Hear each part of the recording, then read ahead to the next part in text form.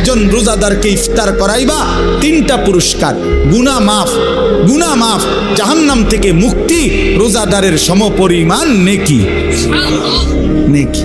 বাহিরটা কেমনে সাজাইলাম?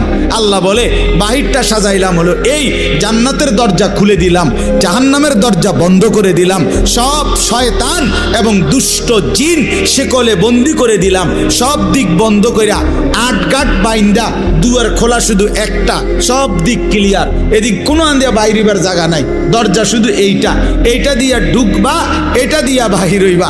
আল্লাহ যেন বলছে পুরা মাস আমি আল্লাহ নেকিও বাড়ায় দিলাম, ইবাদতও বাড়ায় দিলাম, জাহান্নামের দরজা বন্ধ করলাম, শয়তানকে বন্দি করলাম, জান্নাতের দরজা খোলা রাখলাম। এবার পুরা রমজান যেখান দিয়া রওনা দাও, কুমিল্লা থেকে, চিটাগাং থেকে, খুলনা থেকে, সিলেট থেকে, বাংলাদেশ থেকে, লন্ডন থেকে, ইউরোপ থেকে, আমেরিকা থেকে, সৌদি আরব থেকে, বাহরাইন থেকে, যেখান থেকেই আমার রমজানে রওনা দিবা, আমার বন্দিগি, আমার হুকুম মানবা, গুনাহ ছেড়ে দিবা, আমার ইবাদত করবা, মাস শেষে একটাই দরজা মিলবে, সেটা শুধুই জান্নাত, শুধুই জান্নাত, শুধুই জান্নাত। 30 দিনের মাথায়, 29 দিনের মাথায় সব ইমানদার জান্নাতে ঢুকবে।